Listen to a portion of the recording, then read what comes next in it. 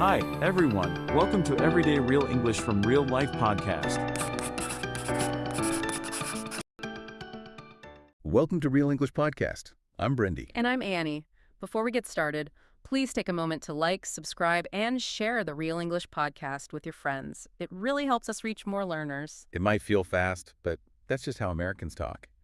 You'll hear it again later, so no pressure. So how are you doing today? We've been prepping a lot for this deep dive. It's been an interesting week for me. It really has. I'm doing well, actually. Feeling pretty calm, which is, a nice change. I've been trying to practice some of what we're talking about today. Really? Yeah. But looking at you, you seem a little bit stressed. How are you doing? Is it that obvious? Yeah. Oh, man. To be honest with you and with everyone listening, I am just feeling totally overloaded. I'm just tired. It feels like my life right now is.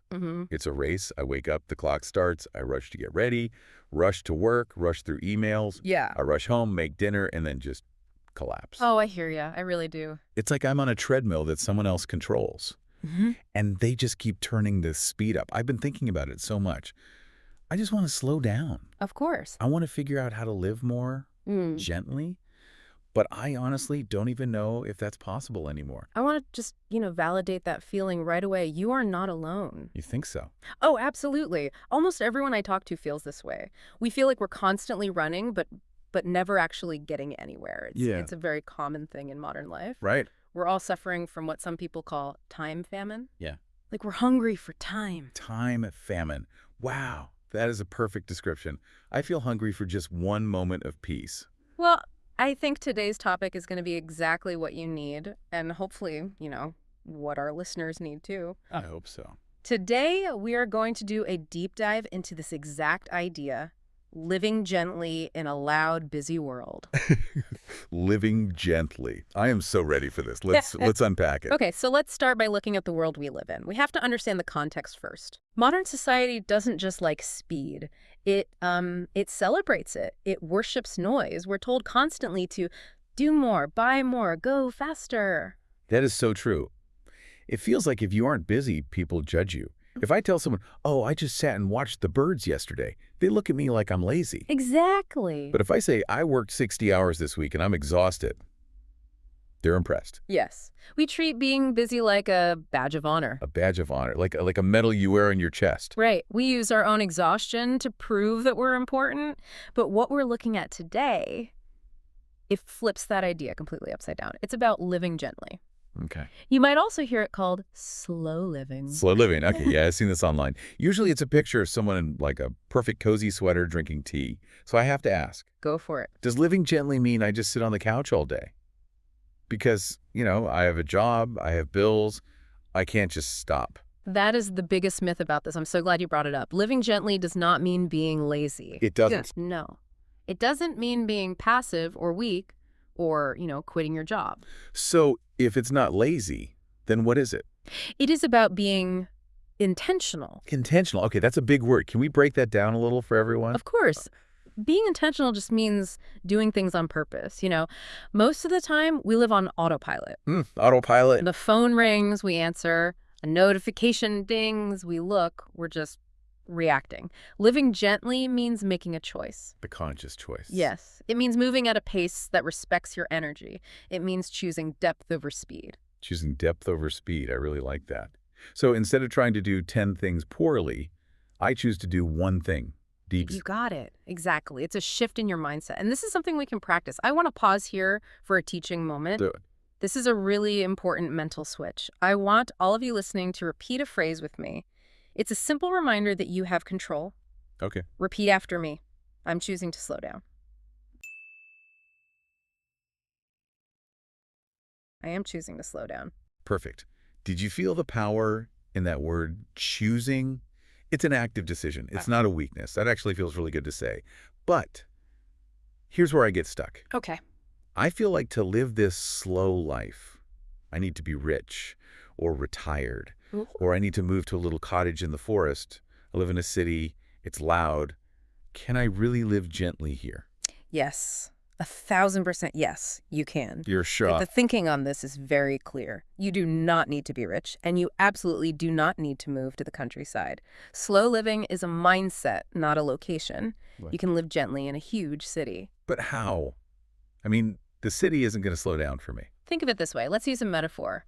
Imagine modern life is like driving a really fast car on the highway. Okay. You're going 100 miles per hour. What do you see out the window? Not much. Just a blur, colors mixing together, nothing specific. Exactly. You see lines of color. You don't see the flowers. You don't see the birds. You don't see the expressions on people's faces. Yeah. You're just moving too fast to process any of the beauty. That is exactly what my week feels like. A blur. I get to Friday, and I can't even remember what happened on Tuesday. Okay, now imagine you get out of the car. You're on the exact same road. The road hasn't changed, but now you're walking. You're moving slowly. Now what do you see? Well, now I can see the individual leaves on the trees. I can feel the wind. I see the details. That's it. Living gently is like walking.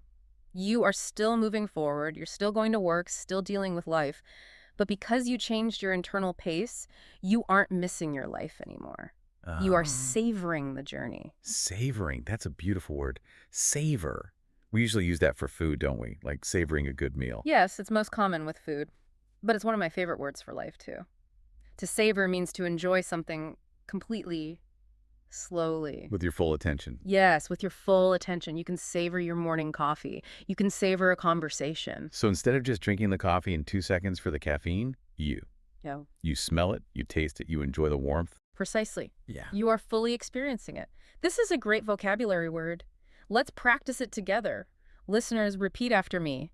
I want to savor this moment.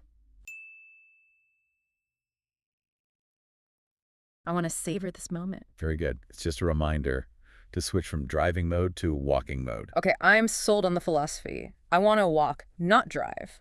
I want to savor my life. But we promised a deep dive into the practical side. How do I actually do this when my boss is emailing me and my phone is buzzing? Do you have real strategies? I do. I have 3 that are really effective. And the first one is called single tasking. Single tasking, the opposite of multitasking. Yes. Yeah. We all think we're great at multitasking. We think I can answer emails, eat lunch, and listen to something all at the same time. Right. But actually our brains, they can't do that. Multitasking just makes us tired, and it lowers the quality of everything we do. I am definitely guilty of this. I watch TV while I scroll on my phone. And honestly, I end up enjoying neither of them. That is a perfect example. You're splitting your attention. The strategy is simple, but it takes discipline. Do one thing at a time. When you drink coffee, just drink coffee. Don't scroll on your phone. Just drink the coffee. It sounds so simple. When you talk to a friend, just listen. Put the phone away. Don't think about your to-do list. Just be there. It sounds peaceful, but it brings up the question of time. I feel like I don't have time to do just one thing. That leads us right to strategy number 2.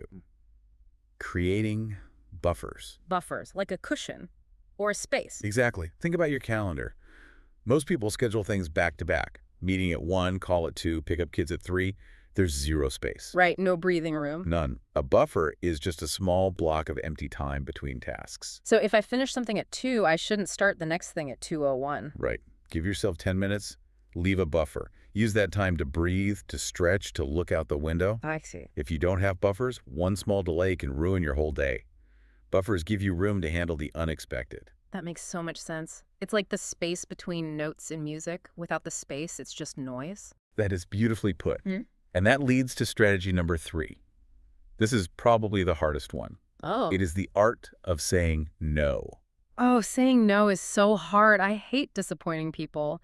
I feel like I have to say yes to every single invitation. I know, but saying no is how you protect your energy. If you say yes to everything, you have nothing left for yourself. You're just giving away all your time. But how do we do it without being rude? Yeah.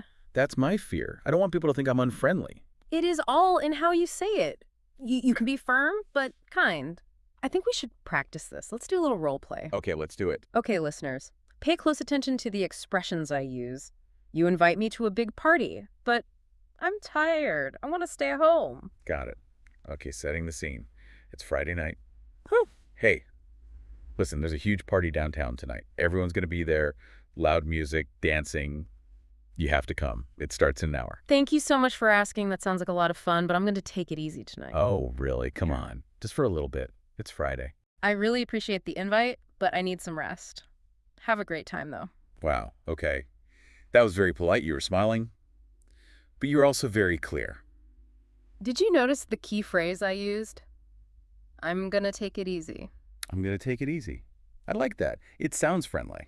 It's a great phrase. It doesn't give a specific excuse. You don't need to lie and say, my cat is sick. Right. You just say, I'm going to take it easy. It just means I'm resting and I'm not available. I'm going to try to use that this weekend. I'm going to take it easy. Good. Now, there's one more big area we need to talk about. The loudest thing in all of our lives. Let me guess.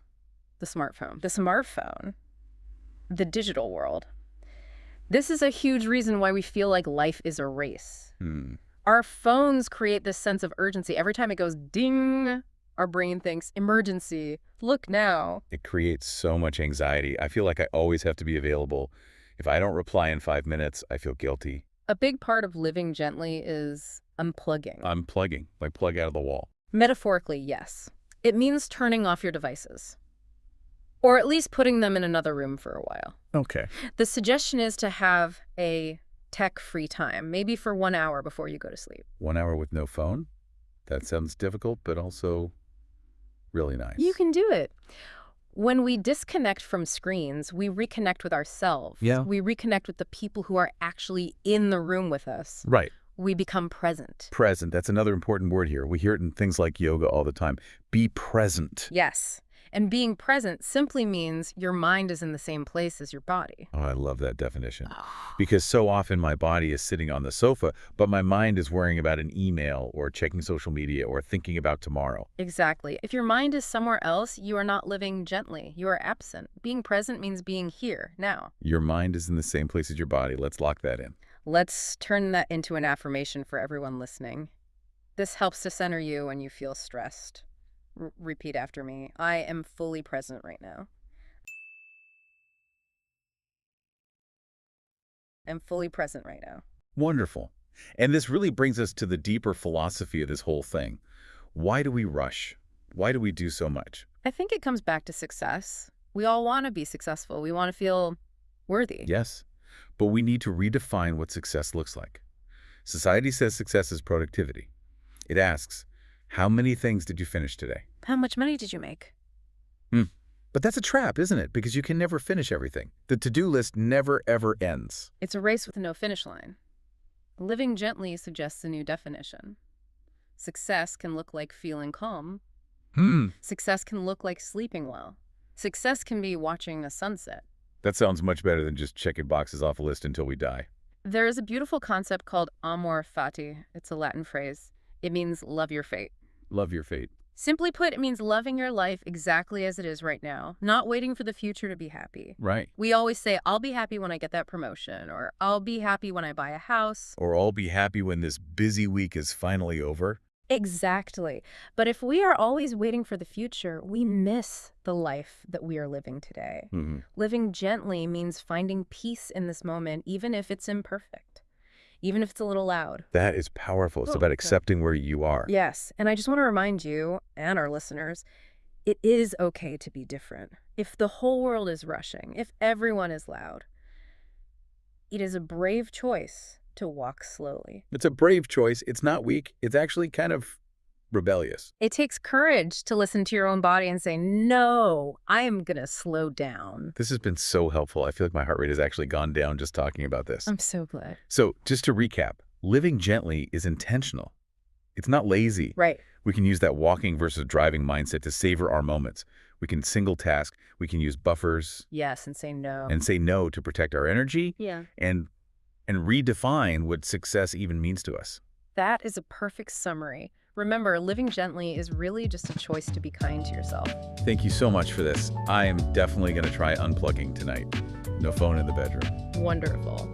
And to all of you listening, remember to be gentle with yourselves today. The world is loud, but you don't have to be. Well, that brings us to the end of today's deep dive. If you enjoyed this, please consider liking, subscribing, or sharing it with someone who might need this reminder today.